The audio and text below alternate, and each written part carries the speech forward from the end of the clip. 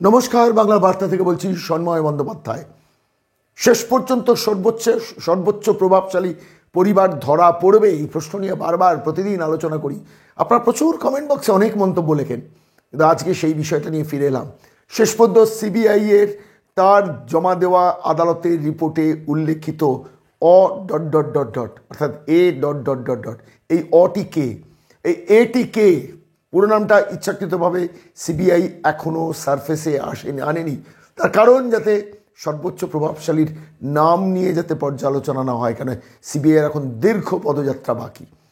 CBI তার কোর্টে তার অবজারভেশনে বলেছেন যে পদে পদে আমরা বাধা পাচ্ছি, প্রত্যেকটা মিনিটে মিনিটে আমাদের মামলায় ফাঁসিয়ে দেওয়া হচ্ছে, কিন্তু শেষ পর্যন্ত আমরা গন্তব্যে পৌঁছবো। সে গন্তব্য ইডিও বলেছে, গন্তব্য হচ্ছে শেষ পর্যন্ত আমরা সোনার কেল্লায় পৌঁছবো। যেমনভাবে সোনার কেল্লায় প্রদোষ মিত্র পৌঁছেছিলেন অনেক বাধা বিপত্তির পর। আজকে সেই নিয়েই আমরা এই কথা শুরু করার সময় দি ইন্ডিপেন্ডেন্ট বেঙ্গলে আইনজীবী বিকাশ রঞ্জন ভট্টাচার্য ঠিক এই বিষয় সম্বন্ধে খুব উল্লেখযোগ্য কিছু তথ্য দিয়েছেন। আমার মনে হলো সেটা আগে আপনাদের শুনিয়ে নেওয়া দরকার। দিল্লির উদ্দেশ্যে যাবেন তো, ঘুরে টুরে আসবেন। দিল্লি যাচ্ছেন কেন জানেন? তাই বলি আপনাদের যে ইডি সিবিআই তারা তদন্তের একটা চূড়ান্ত পর্যায়ে পৌঁছে গেছে।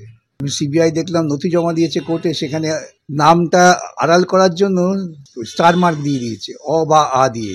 এই অটাকে আমরা বুঝি। ইডির ওপর নির্দেশ আছে কেন্দ্র থেকে যে নাম এখনই নামটা প্রকাশ করবে না, তাই করেনি। এবং তিনি সেজন্য দিল্লি গেছেন। অদিয়ে যার নাম আছে তাই, তা না হলে ওটা নাম বাদ দেবে কেন? ও তো অন্য নদী সব নাম দিয়ে দিয়েছে, খালি এই অয়ের ক্ষেত্রে এসে নামটাকে ঢেকে দেওয়া হলো। এটা তো জিজ্ঞাসা প্রশ্ন উঠবে তো স্বাভাবিক মানুষের মধ্যে। আমার দৃঢ় বিশ্বাস জজরাও প্রশ্ন করবেন, ওটা হঠাৎ কেন হিং তিন ছট হয়ে গেল সেটা বলো। দুজনেই বাজবার জন্য এখন মা করছে। মিথ্যা কথা বলার যাদের অভ্যাস রাজনৈতিকভাবে, তারা মিথ্যা কথা বলবেনি। এবং তৃণমূল দল মানেই হচ্ছে মিথ্যা, দুর্নীতি এবং গুন্ডামি। সুতরাং এর বাইরে ওদের কাছ থেকে কিছু আশা করা যায় না। সেই এ কে, সেই অ কে, সেটা নিয়ে আর নতুন করে আলোচনা করা দরকার নেই। আপনারা সবাই জানেন সেই ব্যক্তিটি হচ্ছেন কয়লা ভাইপো। কিন্তু আমরা সেই নিয়ে আজকে আলোচনায় থাকবো না। আলোচনার আরও অনেকগুলো দিক পরপর আমাদের কাছে আছে, যেগুলো নিয়ে কিছু তথ্য আপনাদের কাছে অবহিত করা দরকার। যেমন ইডি এনফোর্সমেন্ট ডিরেক্টরেট তারা আদালতে জাস্টিস অমৃতা সিনহার বেঞ্চে পরিষ্কারভাবে বলেছেন যে লিপস অ্যান্ড মাউসের বেশ কিছু প্রপার্টি আমরা এর আগে অ্যাটাচ করেছিলাম, আরও কিছু প্রপার্টি আমরা অ্যাটাচ করতে চলেছি। খুব উল্লেখযোগ্য এই মুহূর্তে দাঁড়িয়ে এই খবরটা আমার মনে হয় বাংলায় সব থেকে ইম্পর্টেন্ট একটা খবর, যে লিপস অ্যান্ড মাউসের আরও কিছু প্রপার্টি শেষ পর্যন্ত অ্যাটাচ করতে চলেছে ইডি, অথবা অ্যাটাচ করে ফেলেছে অতিরিক্ত সম্পত্তি। যে সম্পত্তিতে নজর থেকেছে ইডির, যেখানে কালো টাকার সন্ধান পেয়েছেন, যেখানে চাকরি দুর্নীতির সন্ধান পেয়েছেন, এবং স্বাভাবিকভাবে তারা অ্যাটাচ করেছেন। এবং প্রশ্ন হলো জাস্টিস অমৃতা সিনহা তার উত্তরে কী বলেছেন। জাস্টিস সিনহা বলেছেন যে কতদিন নেবেন, এভাবে দেরি হয়ে গেলে তো সব অপরাধীরা পালিয়ে যাবে। সময় দিয়েছেন শেষ পর্যন্ত 12ই মার্চ পরবর্তী শুনানি ইডির। ইডি সেই কথাটাই বলেছে যে প্রদোষ মিত্রর মতো আমরা কিন্তু সোনার কেল্লায় পৌঁছবো। সবাই বুঝতে পারছেন, আপনারাও বুঝতে পারছেন এ কে, আপনারাও বুঝতে পারছেন অ কে, আপনারাও বুঝতে পারছেন লিপস অ্যান্ড মাউসের ব্যাপারে আলটিমেটলি কে ধরা পড়তে চলেছে বা কে ধরা পড়বে। আমরা ভরসা রাখি আদালতে যা সওয়াল করেছে ইডি, ধীরাজ ত্রিবেদী তার আইনজীবী, তিনি পরিষ্কারভাবে এই কথাগুলো বলেছেন যে আমরা আরও কিছু সম্পত্তি অ্যাটাচ করতে চলেছি লিপস অ্যান্ড মাউসের। ঠিক এই প্রেক্ষিতে দাঁড়িয়ে আমার খালি একবার মনে হলো যে ধরুন আমার প্রপার্টি যদি ইডি অ্যাটাচ করে, বা আপনি যারা আপনারা বাংলা বার্তার দর্শক, আপনাদের কারুর প্রপার্টি যদি ইডি অ্যাটাচ করে, আপনার প্রথম কী করবেন? আদালতে গিয়ে বলবেন মহামান্য বিচারপতি, আমার প্রতি অন্যায় হচ্ছে, আমার প্রপার্টি ইডি অন্যায়ভাবে অ্যাটাচ করছে। আচ্ছা, এই লিপস অ্যান্ড মাউসের প্রপার্টি যখন অ্যাটাচ হয়েছে, তখন কি তাদের কেউ, কোনো ডিরেক্টর, কোনো কর্তা ব্যক্তি আদালতে গিয়ে এটা বলেছে মাননীয় বিচারপতি আমার প্রপার্টি অ্যাটাচ করা হয়েছে, এটা অন্যায় হয়েছে? এখনও পর্যন্ত করেনি, অন্তত আমরা যা খবর পেয়েছি। তাহলে করলেন না কেন? আমার প্রপার্টিতে যদি আমার নৈতিক অধিকার থাকে, আমার প্রপার্টিতে যদি আমার অসততা না থাকে, তাহলে তো আমি কি কোর্টে সেটা সঙ্গে সঙ্গে চ্যালেঞ্জ করবো ইডি যখন অ্যাটাচ করবে। আমি এটা ফর রেফারেন্স, যদিও খুব ছোট্ট ক্ষেত্রে একটা রেফারেন্স আপনাদের কাছে দিই। আপনাদের মনে আছে গত বছর দুর্গাপুজোর ঠিক পরে, অর্থাৎ 2022 সালে, 2023 না 2022 সালে দুর্গাপুজোর পর হঠাৎ একদিন দেখলাম আমার অ্যাকাউন্ট ইনঅপারেটিভ করে দেওয়া হয়েছে। অর্থাৎ নির্দিষ্ট ব্যাংকের ম্যানেজারকে বলা হয়েছে সন্ময় বন্দ্যোপাধ্যায়ের এই অ্যাকাউন্ট যেন অপারেট না করতে পারেন তিনি। লালবাজারের গুন্ডা দমন শাখা থেকে লিখিতভাবে চিঠি দিয়ে সংশ্লিষ্ট ব্যাংক ম্যানেজারকে জানিয়ে দেওয়া হয়েছিল। ফলে আমি টাকা তুলতেও পারছিলাম না, আমার চেক কোনো সেখানে জমাও পড়তে পারছিল না। ঠিক সেই পরিস্থিতিতে দাঁড়িয়ে আমি এর কাছে যাই, ব্যাংকের ম্যানেজারের কাছে যাই, তিনি বলেন আপনি গুন্ডা দমন শাখার সঙ্গে গিয়ে বসুন। আমি গুন্ডা দমন শাখার সঙ্গে বসিনি, আমি সরাসরি চলে গিয়েছিলাম কলকাতা হাইকোর্টে মামলা ফাইল করি এবং জাস্টিস রাজাশেখর মান্তার ঘরে দীর্ঘ সওয়াল হয়, 3 সপ্তাহ ধরে সওয়াল হয়, তিনবার সওয়াল হয়। সেখানে গুন্ডা দমন শাখার পক্ষ থেকে প্রখ্যাত পশ্চিমবঙ্গের প্রখ্যাত আইনজীবীরা তারা সওয়াল করেন যে সন্ময় বন্দ্যোপাধ্যায়ের ফান্ডে টেররিস্ট ফান্ডিং আছে, বা সন্ময় বন্দ্যোপাধ্যায়ের অ্যাকাউন্ট থেকে টেররিস্টদের ফান্ডিং করা হয়, অর্থাৎ জামাতের মতো টেররিস্টদের হয়তো আমি ফান্ডিং করি বা তারা আমার অ্যাকাউন্টে ফান্ডিং করে। এই জাতীয় অমূলক, অবিবেচক, মিথ্যে ধরনের মন্তব্য করে আমার অ্যাকাউন্টটাকে ফ্রিজ করে রাখা হয়েছিল। আমি আদালতে যাই, মামলা করি, 3 সপ্তাহ বাদে সেই মামলাতে শেষ পর্যন্ত জয় হয়। আমার মুখ থুবড়ে ঝামা ঘষে দিয়েছিলাম সেই সময় লালবাজারের গুন্ডা দমন শাখার। আমার সেই নৈতিক সাহস বা সততা ছিল যে আমি কোনো অন্যায় করিনি, আমি 10 টাকার অন্যায়ও করিনি, তাহলে আমি আদালতে যাব না কেন? আমার উপরেই যদি অবিচার হয়। প্রশ্নটা হচ্ছে আমি যদি কোনো অন্যায় না করি তাহলে তো আমি আদালতে যাব।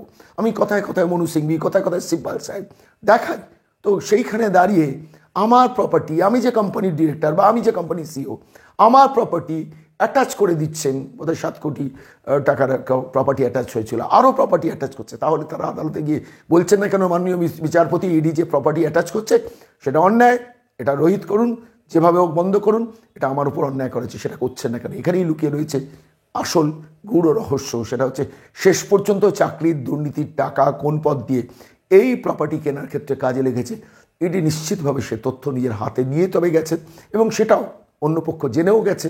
ফলে তারা কিন্তু আর কন্টেস্ট করার দিকে যাচ্ছে না, এটা ভালো করে খেয়াল করে রাখুন। সেটা কন্টেস্ট করার দিকে যাচ্ছে না। প্রপার্টি অ্যাটাচমেন্টের পরও এতদিন চলে গেল, কথায় কথায় যারা মামলা করেন প্রখ্যাত আইনজীবীদের দিয়ে, তারা কিন্তু শেষ পর্যন্ত সেটাকে কন্টেস্ট করছেন না। এটা আমার কাছে খুব ইন্টারেস্টিং একটা দিক মনে হয়েছে। এই কথা বলে আজকে এই প্রতিবেদনে আরও 2টো ছোট্ট ছোট্ট দিক আপনাদের উল্লেখ করব। শরীর খারাপ, গলা বসে গেছে, তবু মনে হলো বাংলার বার্তার দর্শকরা প্রতিদিন আপনারা আমাদের কাছে অপেক্ষা করেন আমাদের কথা শোনার জন্য, তাই মনে হলো সারাদিন ধরে যা পর্যালোচনা করেছি, বিশ্লেষণ করেছি, সেটা নিয়ে আসুন। দেখুন, এ রাজ্যে সিএজি রিপোর্টে চোর ধরা পড়েছে। সিএজি রিপোর্টের ভিত্তিতে কী হবে সেদিকে তো সবারই নজর থাকছে। এ রাজ্য সরকারটা চোর, নবান্ন চোর, কালীঘাট চোর, তার নেতা নেত্রী ভাইপো সব কটা চোর, এন্টার দলটা চোর। এটা নতুন করে বাংলার মানুষ বলছে না, প্রতিদিন বাংলার মানুষ অনুভব করছে। সেই সময় দাঁড়িয়ে তথ্য বিকৃত করে কিভাবে এ রাজ্যের যিনি প্রধান, এ রাজ্যের মুখ্যমন্ত্রী মমতা বন্দ্যোপাধ্যায় এবং তার ভাইপো, তার 2টো দলিল আপনাদের কাছে পেশ করব।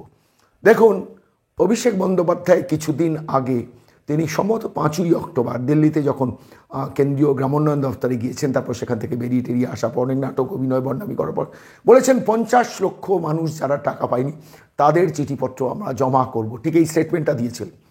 আমরা সেদিনকে কি দেখলাম?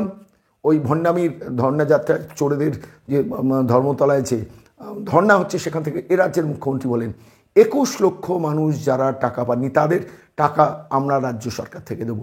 আমার প্রশ্নটা হচ্ছে 50 লক্ষ তথ্যটা ঠিক না 21 লক্ষ তথ্যটা ঠিক? হয়তো দেখা যাবে এই 21 লক্ষর মধ্যেও 14 লক্ষ জল। তার কারণ এ রাজ্যের মুখ্যমন্ত্রী 100টার মধ্যে, আগে বলতাম 99টা মিথ্যে বলেন, 100টার মধ্যে 100টা মিথ্যে বলেন। আর তো আর রিটায়ার করে যাওয়ার সময় হরিকৃষ্ণ দ্বিবেদী মার্কা অফিসারদের দিয়ে সমানে তথ্য বিকৃত করেন, তথ্য সাপ্রেস করেন, তথ্যগুলোকে পর্দার আড়ালে লুকিয়ে মানুষকে ঠকান। সেই ঠকানোর একটি এক্সাম্পল আপনাদের কাছে পেশ করছি, যেখানে অভিষেক বন্দ্যোপাধ্যায় সেই বক্তৃতা দিল্লিতে যেটা করেছেন সেটা শোনাবো। আর তার পাশাপাশি এ রাজ্যের মুখ্যমন্ত্রী যে বিবৃতি দিয়েছেন, অর্থাৎ ওই ধর্নাতলার ধর্না মঞ্চে, তো সেইখানে দাঁড়িয়ে যে বিবৃতিটা দিচ্ছেন 21 লাখ, 2টো পাশাপাশি শুন, তাহলেই বুঝতে পারবেন 2 গুলবাজের কীভাবে মানুষকে মিসরিপ্রেজেন্ট করছেন। শুন। রাজ্যপাল তার সাথে দেখা করার জন্য সময় চাইব এবং যে 50 লাখ চিঠি আমরা দিল্লিতে নিয়ে এসেছিলাম, সেই 50 লক্ষ চিঠি আমরা রাজভবনে নিয়ে যাব। একটা চিঠির জবাব 21শে ফেব্রুয়ারি আমাদের যে 21 লক্ষ 100 দিনের কাজের কর্মচারীদের 3 বছর ধরে টাকা দেওয়া হয়নি, তাদের কাজের টাকাটা আমরা তাদের ব্যাংক অ্যাকাউন্টে পাঠিয়ে দেবো। তাহলে 50 লক্ষের তথ্য ঠিক না 21 লক্ষের তথ্য ঠিক? হয়তো কোনোটাই ঠিক নয়। এরা এত মিথ্যে কথা বলেন যে 50 লক্ষটা 21 লক্ষ নেমে এলো, সেটার জন্য কোনো জাস্টিফিকেশন তাদের লেভেল থেকে এলো না। আমি শুধু আপনাদের কাছে ধরিয়ে দিলাম, প্রতিদিন এরকম নানান কাহিনী আমাদের নজরে আসে, যেগুলো নজরে আসে সেটা বাংলার বার্তায় আপনাদের জন্য নিয়ে আসে। কিন্তু আজকের এই প্রতিবেদন শেষ করবো খুবই ইন্টারেস্টিং একটা নোট দিয়ে।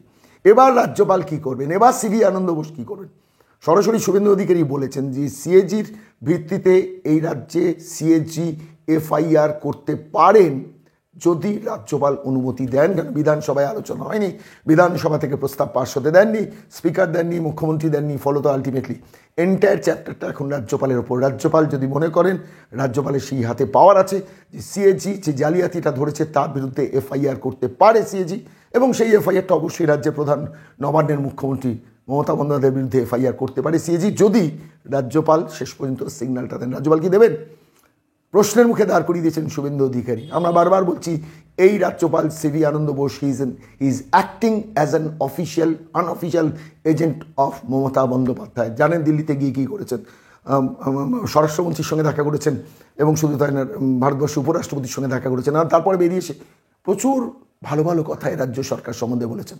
আমরা প্রথম দিন থেকে বলছি, আজকে বলছি না, গত 8-9 মাস ধরে বলে যাচ্ছি, সিভি আনন্দ বোস রাজ্য সরকারের ট্র্যাপে পড়ে গেছেন এবং ধরা দিয়েছেন। নানান কারণ, সেসব কারণ নিয়ে আজকে আর আলোচনায় যাচ্ছি না। সিভি আনন্দ বোস বেসিক্যালি মমতা বন্দ্যোপাধ্যায়কে রিপ্রেজেন্ট করছেন, একটা রাজভবন মমতা বন্দ্যোপাধ্যায়কে রিপ্রেজেন্ট করছে। দুঃখের হলেও এটা বাস্তব সত্য। ঠিক সেই জায়গায় দাঁড়িয়ে সিভি আনন্দ বোসকে পাল্টা চাপের মধ্যে ফেলে দিলেন শুভেন্দু অধিকারী। বলছেন, আমরা মার্চ করে হেঁটে যাব। কোথায় যাবেন? সরাসরি যাব রাজভবনে, এবং সেই রাজভবনে গিয়ে সিভি আনন্দ বোসকে বলবো যে আপনার হাতে পাওয়ার আছে, সিএজিকে এফআইআর করার অনুমতি বা নির্দেশ আপনি দিন। এবার দেখার সেটা রাজ্যপাল সেটা মানেন কি মানেন না। যদি না মানেন, তাহলে খুললে আবার প্রমাণিত হয়ে যাবে যে he is an agent of Mamata Bandyopadhyay. আর যদি মানেন, তাহলে বোঝা যাবে যে শেষ পর্যন্ত এখনও রাজভবনে সিদ্ধারাওয়ালা একজন মানুষ বসে আছেন। কোনটা হয় সেদিকে তো নজর থাকবে। আর প্রতিদিন বাংলা বার্তায় আপনাদের নজর থাকুক সকাল 8টায়। ক্যাগ একটি অটোনমাস বডি, কনস্টিটিউশনাল বডি, তার লিগ্যাল অ্যাকশন নেওয়ার ক্ষমতা আছে, কিন্তু রাজ্যপালকে তার রেকমেন্ডেশন দিতে হয়। আমরা মাননীয় রাজ্যপালের কাছে 9 তারিখে ক্যাগ রিপোর্ট নিয়ে যেহেতু ডিসকাশন টেবিল হওয়ার কোনো সুযোগ নেই, স্পিকারের অ্যাটিটিউড আজকে আমরা দেখেছি, এটা আমাদের মনে হয়েছে এটা মুখ্যমন্ত্রীর ভার্সনটা থ্রু স্পিকার আমরা শুনতে পেলাম। ফ্রড, ফেক অ্যাকাউন্টের কথা বলা হয়েছে, multiple numbers, hundreds of fake accounts. That means it's a serious fraud এবং malpractices and corruption. গভর্নরকে আমরা রিকোয়েস্ট করব যে আপনি ক্যাগকে রেকমেন্ড করুন টু লজ এফআইআর এগেইনস্ট মুখ্যমন্ত্রী Mamata Banerjee and her entire cabinet, কারণ ক্যাগের যে রিপোর্ট তাতে ক্যাবিনেট দায়বদ্ধ। এটা আমরা 9 তারিখে করব। আমাদের একটি কর্মসূচি আপনাদের জানাচ্ছি। ক্যাগ রিপোর্ট যেহেতু বিধানসভায় আজকে পড়তে পর্যন্ত দেওয়া হলো না, পিএসসিতে আনা হয়নি, টেবিল হয়নি, ডিসকাশন হয়নি, আমরা মহামহিম রাজ্যপালকে মেসেজ করেছি। পশ্চিমবঙ্গ বিধানসভায় বাজেট অধিবেশনের বিতর্ক শেষ হওয়ার পরে আমরা মার্চ করে উইদাউট মাইক, যেহেতু পরীক্ষা চলছে, আমরা রাজভবনে যাব। রাজ্যপালের ক্ষমতা আছে, তিনি ক্যাগকে রেকমেন্ডেশন করতে পারেন মুখ্যমন্ত্রী সহ তার ক্যাবিনেটের বিরুদ্ধে এফআইআর করার জন্য।